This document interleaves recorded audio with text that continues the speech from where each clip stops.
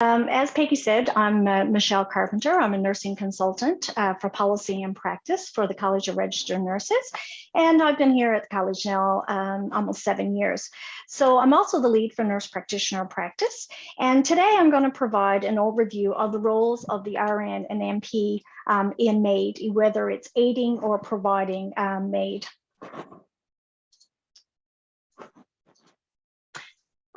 As I said, I'm going to review the role of the RN and NP in MAID. So the federal law was changed in 2016, and it was in response to the Supreme Court of Canada's ruling in the case of Carter versus Canada, the Attorney General. And the result was that on June 17th, 2016, the federal government passed legislative amendments.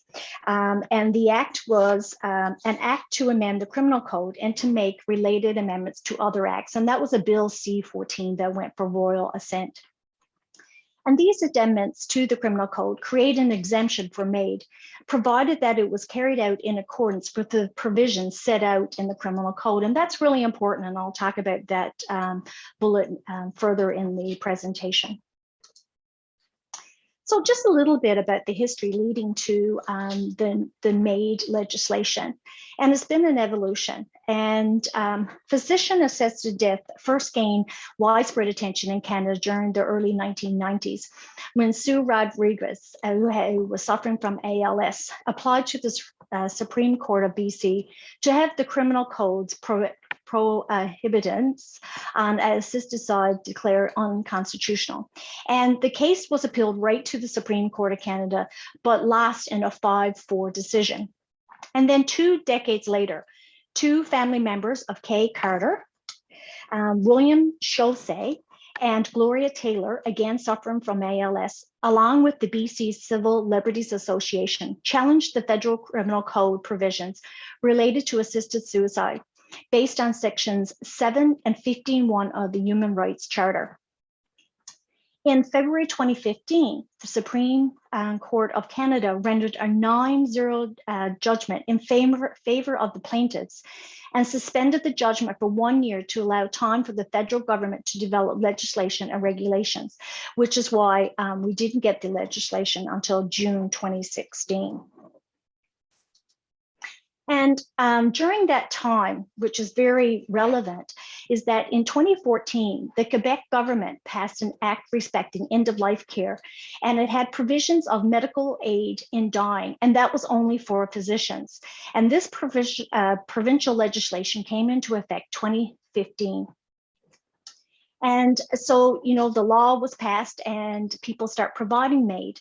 And then in June 2017, Jean Trucon and Nicole Gladue in Quebec challenged both the Quebec's and Canadians' MAID legislation on the basis of the federal requirements that natural death be reasonably foreseeable, and that the Quebec's requirement that a person be at the end of life were in violation of their charters or rights.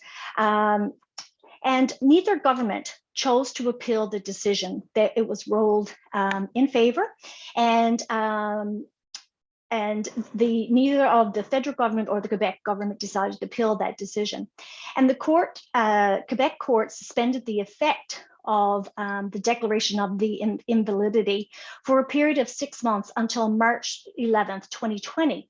And granted a constitutional exception to the plaintiffs. So they were able to go ahead and have MAID. And the suspension of the decision was extended to July 11, 2020, and then December 18, 2020, due to COVID-19. So what happened was that there were needed changes then to the Criminal Code of Canada because of this decision with the federal requirements and the Quebec requirements. But due to COVID, the federal government did not and could not, make those changes. And then in February 24th, 2020, the federal government tabled the Bill 7 to amend the current MAID legislation.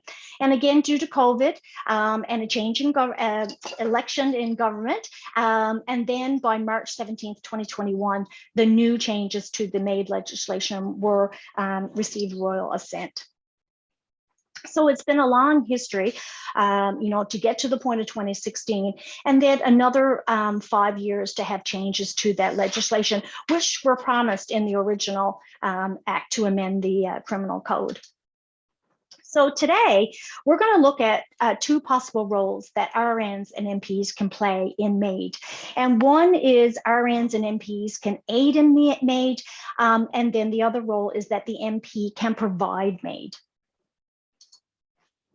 So, as I said, the general scope of practice for an RN in MAID is limited to aiding in the provision of MAID.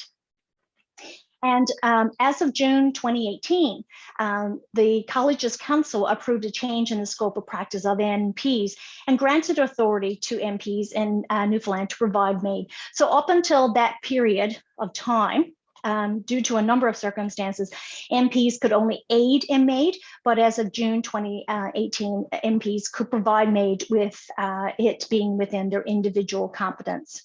And NPs can also aid in the provision of MAID if they choose not to provide MAID. And we'll get into those definitions of what is aiding and what is providing MAID in a little bit. Currently, the college has two documents related to MAID, and one is focused on the NP and RN aiding in medical assistance in dying. And then the other document is when NPs providing medical assistance in dying, and it lays out the practice expectations for participating in these two roles. Now, these documents are under revision due to the new laws that were passed in 2021. They are currently being updated, and hopefully we'll have those up on the website in the next few months. So first, we're going to look at the RN and NP role in MAID, in that the aiding in MAID role. And what does it mean to aid in MAID? Well, physicians and nurse practitioners prescribe and or administer the substances in MAID.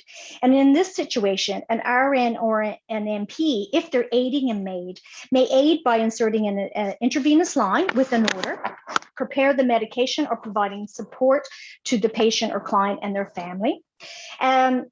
If you're aiding in MAID, then the RN and NP cannot administer the substance, even with an order from the physician or nurse practitioner or under direct supervision. And the revised laws of MAID stipulates that MAID must be provided in accordance with reasonable knowledge, care, and skill, and in accordance with any applicable provincial laws, rules, or standards. And this means that failure to comply with federal law, provincial law, rules, or standards of care may nullify the exception in aiding in MAID, and there could be criminal charges. So it's really important that you are aware of all the necessary conditions set out in the criminal code and that you comply with those.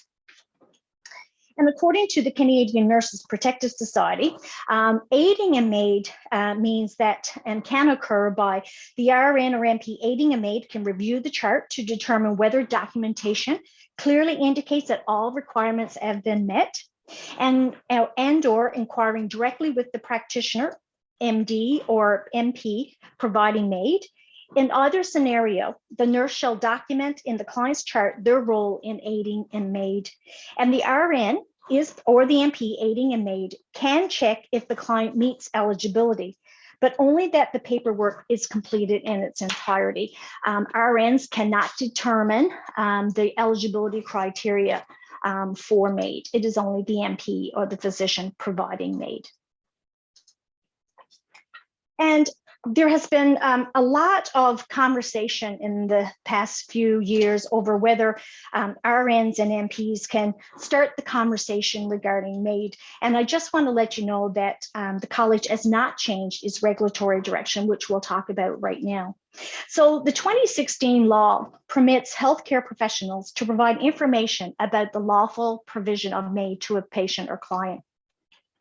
And it's really important that RNs and NPs understand that there's a difference in the context in which the term counsel is being used in MAID and their therapeutic relationship. And under the criminal code, counsel means to procure, solicit, and incite. So that is, encouraging someone to have MAID, for example. And in a therapeutic relationship, counsel is used as a means of conversation, information sharing, active listening, client education, and the provision of psychological support. So RNs and NPs can only provide information on MAID upon a client's explicit request. And RNs and NPs shall not initiate a discussion on MAID with clients, as this may be interpreted as counseling under the criminal code. So you have to use your clinical judgment. If the client does not even mention MAID, then you cannot initiate it. But what about if the client said, well, what about that med that I can take that puts me to death, or can end my life? Then you have to judge, is that enough to initiate and talk about MAID? If you're unsure, seek the resources that are within your organization, or you can check with your legal department, or even call CNPS, or refer the client to someone who is able to have that discussion if you're not sure. But and again, you can also call here at the college for some guidance as well. So really important that you document what the client has asked and the information that you have provided to the client. Then there's conscientious objection, and we get asked, can a RN and NP refuse to participate in MAID? And the answer is yes. The college recognizes an RN's or NP's freedom of conscience. And RNs and NPs practice in accordance with CNA's Code of Ethics, which serves as the foundation for a nurse's ethical practice. So when an RN and NP is faced with a situation where one experiences a conflict with one's conscience, RNs and NPs reflect on their ethical responsibilities, and MAID, a section on MAID is laid out in the CNA Code of Ethics. And it says, if nursing care is requested that is conflict with the nurse's moral beliefs and values, but in keeping with professional practice, the nurse provides safe, competent, compassionate, and ethical care until alternative care arrangements are in place to meet the person's needs or desires. But nothing in the criminal code compels an individual to provide or assist in providing medical assistance in dying. If nurses can anticipate a conflict with their conscience, they have an obligation to notify their employers or persons receiving care, if the nurse is self-employed, in advance, so that alternative care arrangements can be made.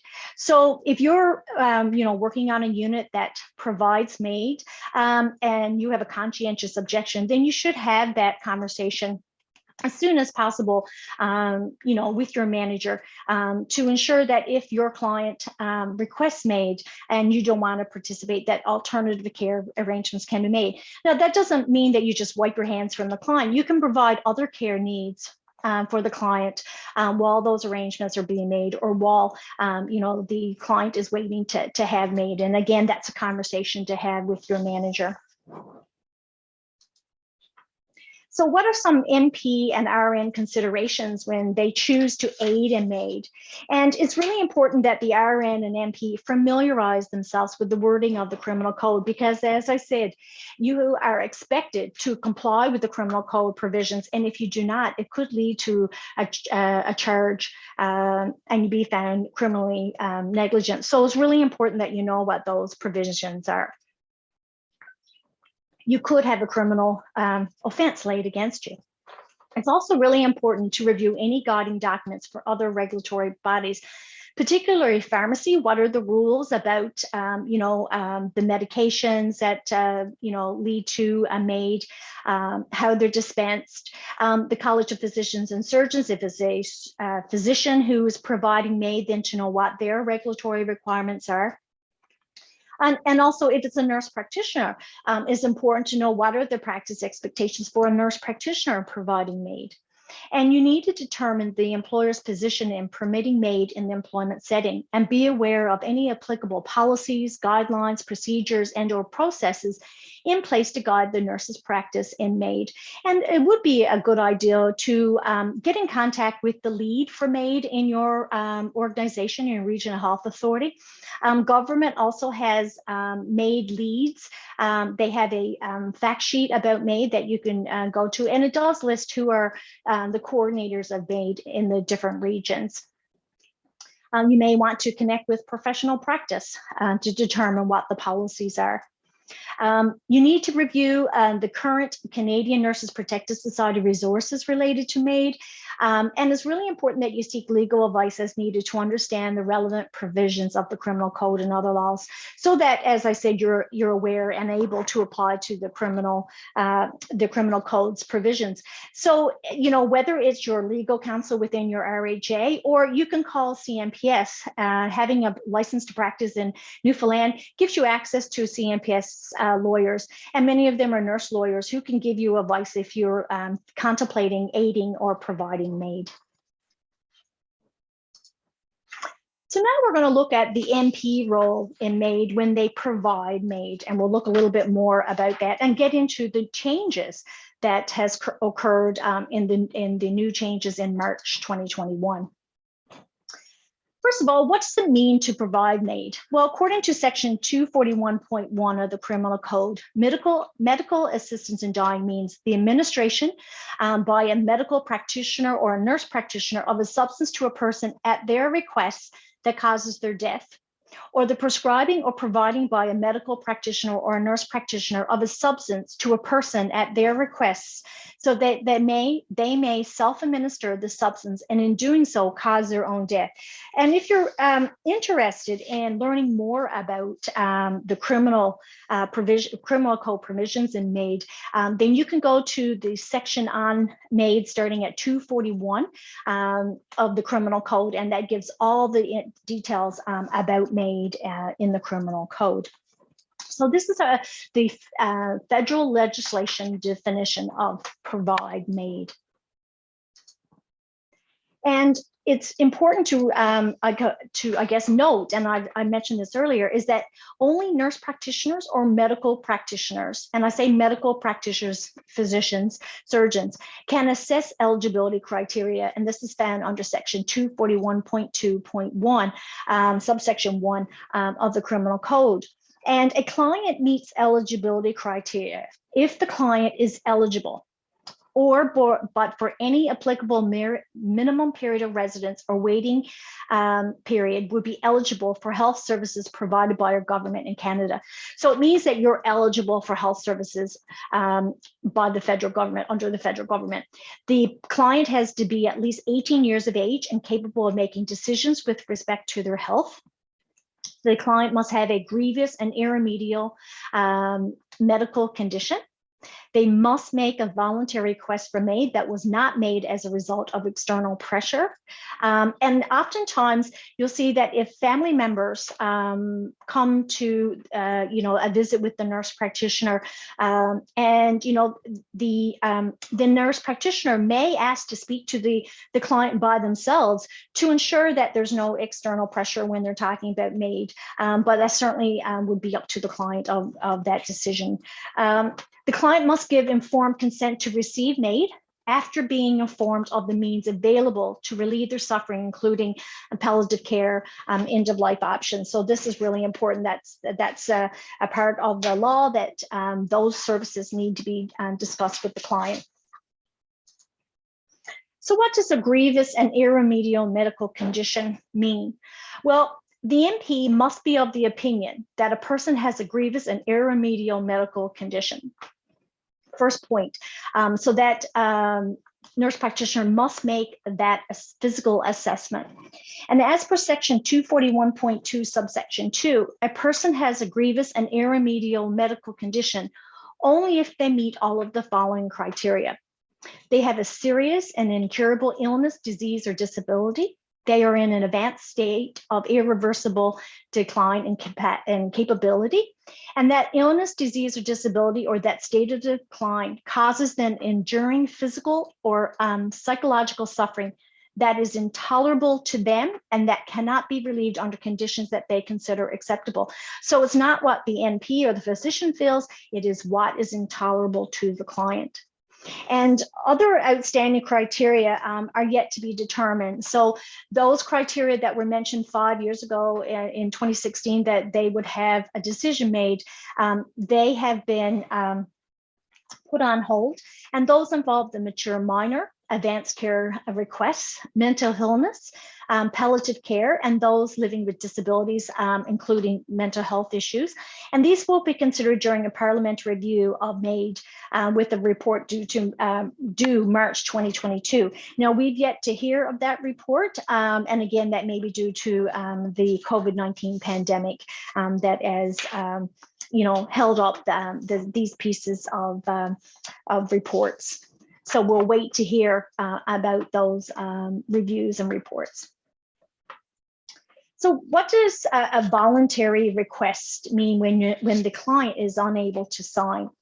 So if the person requesting medical assistance in dying is unable to sign and date the request, then another person who is at least 18 years of age, who understands the nature of the request for medical assistance in dying, and who does not know or believe that they are a beneficiary under the will of the person making the request or a recipient in any other way of a financial or other material benefit resulting from that person's death, then that individual may do so in the person's presence, on the person's behalf, and under the person's express direction, so they can sign the request for MAID. So then the question lies then, can an RN or NP act as an independent witness? And the answer is yes, the RN and NP can act as an independent witness. Would there be any exceptions to being an independent witness? And the answer is yes, there are exceptions where an NP or RN can act as an independent witness. So any person who is at least 18 years of age and understands the nature of the request for medical assistance in dying may act as an independent witness, except if they know or believe they are a beneficiary under the will of the person making the request or recipient in any other way of a financial and or material benefit resulting from that person's death. They are the owner or operator of any healthcare facility at which the person making the request is being treated, or any facility in which that person resides. They are directly involved in providing healthcare services to the person making the request, or they directly provide personal care to the person making the request. So if you're unsure if you can act as an independent witness, I would advise you to seek legal advice to ensure that you meet the the requirements under section 241.2 subsection 5.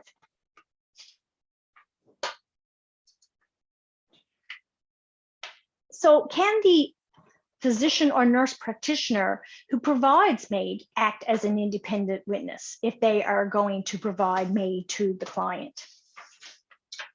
And the answer is no. A person who provides healthcare services or personal care as their primary occupation and who is paid to provide that care can act as an independent witness to the person requesting MAID, except the medical practitioner or nurse practitioner who will provide medical assistance in dying to the person, or the medical practitioner or nurse practitioner who provide an opinion of eligibility. So that NP, if he or she or they assess the client for eligibility criteria, then they would not be able to provide MAID. Or if it's the practitioner, NP, or physician who is going to provide the medications to provide MAID to the person, they cannot act as the independent witness. So now I'm going to talk to you about some of the changes to the MAID legislation that came into effect on March 17, 2021. And some changes occurred with the eligibility criteria. And there were changes to procedural safeguards, and there was a two-track approach, which we'll talk about in a second. There was also some changes to the final consent requirements, particularly on the days between the request and the provision of MAID. There's changes to the data monitoring and collection regime. And most important is that the law no longer requires a person's natural death to be reasonably foreseeable as an eligibility criteria for MAID. So this is really important. And Canadians whose only medical condition is a mental illness and who otherwise meet all eligibility criteria will not be eligible for MAID until March 17th, 2023. So I'm anticipating that there will be changes to the criminal code again by this date, and under what conditions that a mental illness will allow a person to be eligible. So this is really key as well, to stay tuned to see how that will be written in law. So because of the changes to the law, the revised law created a two-track approach to procedural safeguards for MAID. And those had to do with persons whose natural death is reasonably foreseeable and persons whose natural death is not reasonably foreseeable. And we're going to explore those too. So some of the safeguards that were put in place for persons whose natural death is foreseeable is that the request from MAID must be in writing. And a written request must be signed by one independent witness. It used to be two independent witnesses. And it must be made after the person is informed that they have a grievous and irremediable medical condition. And a paid professional, personal or healthcare worker can be an independent witness, but we've gone through the exceptions. Two independent doctors or nurse practitioners must provide an assessment and confirm that all of the eligibility requirements met. The person must be informed that they can withdraw the request at any time and in any manner. And the person must be given an opportunity to withdraw consent and must expressly confirm their consent immediately before receiving MAID. However, this final consent requirement can be waived in certain circumstances. We'll talk about this in another slide. And it's really important to note that the requirement for a minimal 10-day reflection period is now removed. So before, when all of the eligibility criteria is met, the application for MAID was accepted, then there had to be a full 10 days before MAID could be provided, and that now has been removed. So what are some of the safeguards for persons whose natural death is not foreseeable? The NP or the medical practitioner must be of the opinion that the person meets all of the criteria and ensures that the person's request for MAID was made in writing and signed and dated by a person or by another person under who was identified under subsection 4. Signed and dated after the person was informed by a medical practitioner and NP that the person has a grievous and irremediable condition. The NP or medical practitioner must be satisfied that the request was signed and dated by a person before an independent witness who then also signed and dated the request. Ensure that the person has been informed that the person may at any time and in any manner withdraw the request. And ensure that another NP or nurse practitioner has provided a written opinion that all of the criteria set out in subsection 1 were met. Some further safeguards is that if neither the NP or physician or the other NP or physician has expertise in the condition that is causing the person's suffering, they must ensure that they consult with a physician or nurse practitioner who has experience or expertise in that medical condition and share the results of that consultation with the other practitioners. So you may, if you're the nurse practitioner and you do not have experience in determining that this is, a condition that leads to suffering, or, that this is a terminal illness or whatever, then it's your responsibility to consult to the appropriate healthcare practitioner. The NP must be satisfied that they or the other NP or nurse practitioner are independent. They must also ensure that the person has been informed on the means available to relieve their suffering. For example, what counseling services are available, what mental health and disability support services are available, what community services are available, and what palliative care services are available. And that the client has been offered consultation with the professionals who provide those services or that care. So this is a requirement that this is offered to the client, because that person is not a death is not foreseeable. So it's providing that counseling for the client when they make that decision, to receive MAID. They also ensure that the NP and the other NP or physician have discussed reasonable and available means to relieve the person's suffering, and that they agree with the person that the person has given serious consideration to those means. So it's not only providing the services, but having that discussion to make sure that the client has considered all of those services and care, and they could decide not to avail of those. But it's that responsibility of sharing the information, but also noting and documenting that the person has given serious consideration to those means. Some more safeguards is that the NP ensures that there are at least 90 days clear between the day on which the first assessment begins and the day on which medical assistance in dying is provided to them. So this is the difference. When someone has a foreseeable death, then MAID can happen very quickly. When natural death is not foreseeable, then there must be 90 clear days between the beginning of the request and the eligibility criteria assessment and when MAID is provided. If the assessments have completed and the NP and the other NP or medical practitioner are both of an opinion that the loss of the person's capacity to provide consent to receive medical assistance in dying is imminent, any shorter period that the first NP, NP or MP considers appropriate in the circumstances. So what that means, if the person's capacity is, they're losing that ability to make informed decisions, then a shorter period can be enacted.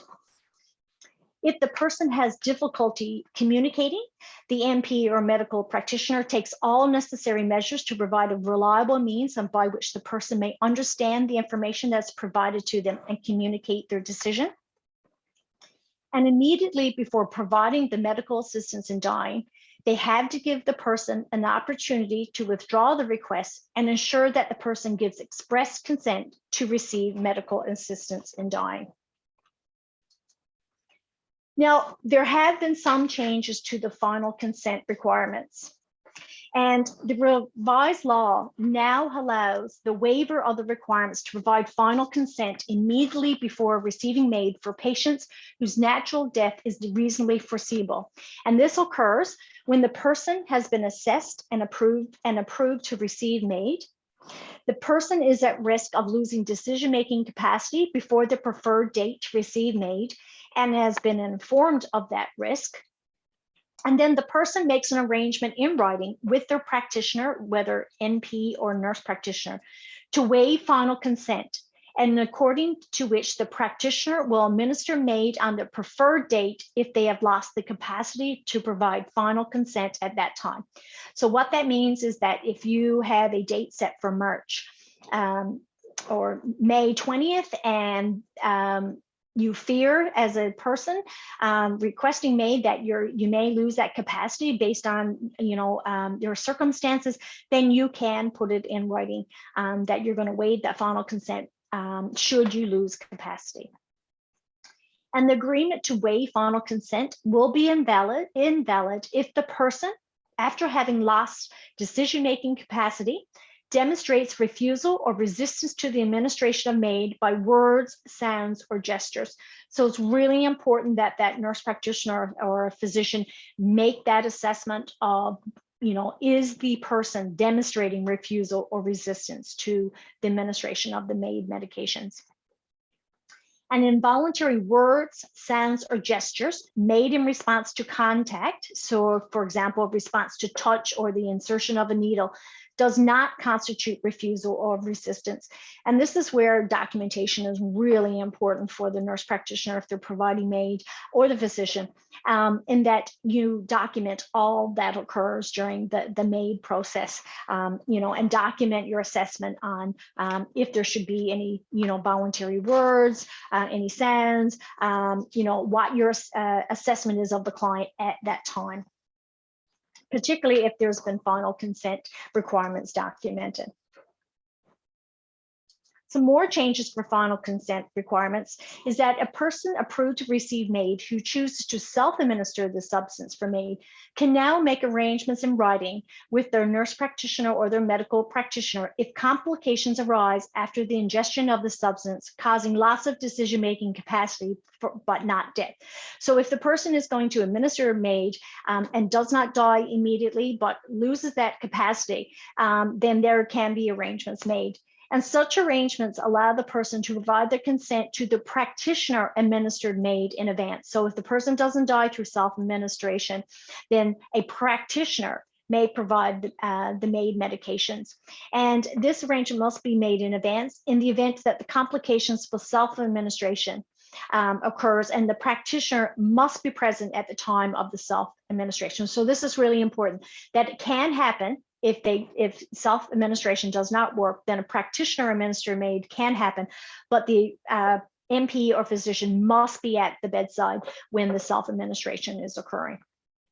And all persons who choose to self-administer a substance for the purpose of MAID, can make such an arrangement with their practitioner regardless of their prognosis, whether it's natural, foreseeable, or for a natural death is not foreseeable in either condition. There were also changes in the new legislation due to mandatory reporting of MAID. And in November 1st, 2018, regulations were put into effect. They received royal assent for the monitoring of MAID, and that required practitioners and pharmacists to report specific data related to MAID. For example, NPs and NPs were to report all written requests, whether it was in writing or through text for MAID. And the Health Canada developed a pan-Canadian data collection portal, which was launched on November 1st to collect that data, and that was available on Health Canada's MAID website. So with this new legislation that occurred, the changes to the legislation in March 17th, 2021, there was also changes to the mandatory reporting. So these new changes would allow for the collection of data on all assessments following a person's request for MAID. And it modified the Minister of Health regulation making power to expand data collection related to race, Indigenous identity, and disability. And they seek to determine the presence of an individual or systemic inequality or disadvantage in the context of a delivery of MAID. So they want to use that data for, to analyze the data. Unfortunately, the change in the law will require the framework for data collection on MAID and the regulations for monitoring MAID. They need to be updated, and this could take up to 2 years. So, and it will require extensive consultation. So we won't see those changes in the mandatory reporting on the pan-Canadian data collection portal until probably for another year. So some considerations for RNs and NPs, again, just to, I guess, think about if you're going to aid or as an NP or RN or NPs to provide MAID, is that the physician or nurse practitioner prescribes or administers the substance. An RN cannot prescribe or administer a substance. Remember, an RN cannot even administer the med with a direct order or under supervision. It has to be the physician or the nurse practitioner. Failure to comply with any federal law, provincial law, rule, or the standard of care may nullify the exemption in aiding and providing MAID, and it could lead to a criminal offense if you do not follow those laws or rules or standards.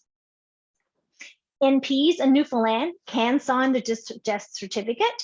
RNs cannot when MAID has been provided.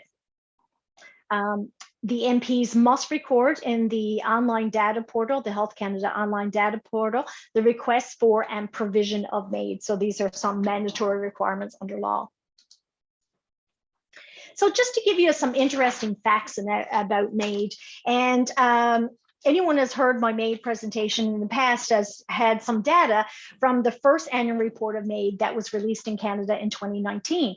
And during the pandemic, the second annual report of MAID was released. So I just wanted to give you some numbers. And it's interesting to know that the number of MAID cases is steadily increasing. So when we first started out in 2016, we had 1,015. Now, we didn't have good data reporting at that time. In 2019, we had 5,631, and now in 2020 we had 7,595 cases, which accounted for 2.5% of all deaths in Canada. And in Newfoundland, the total reported MAID deaths were 109 in 2016. There are 49 in 2020. So that 109 was from 2016 to 2020. So if you go in and look at the data, that the number of MAID deaths in Newfoundland is increasing every year. And this showed an increase of 34.2% increases in MAID cases from 2019 for Canada. There have been 21,589 cases in Canada since June 17th, 2016. And again, those numbers may be slightly lower than what was realistic because the monitoring was not in place. The average age for males is 71 to 75. 55.9% of all the males that received were in the 71 to 75 age group. 49.8% were in the 86 to 90 age group for females, and 49% were in 56 to 64. In 2020, there were 9,375 written requests for MAID.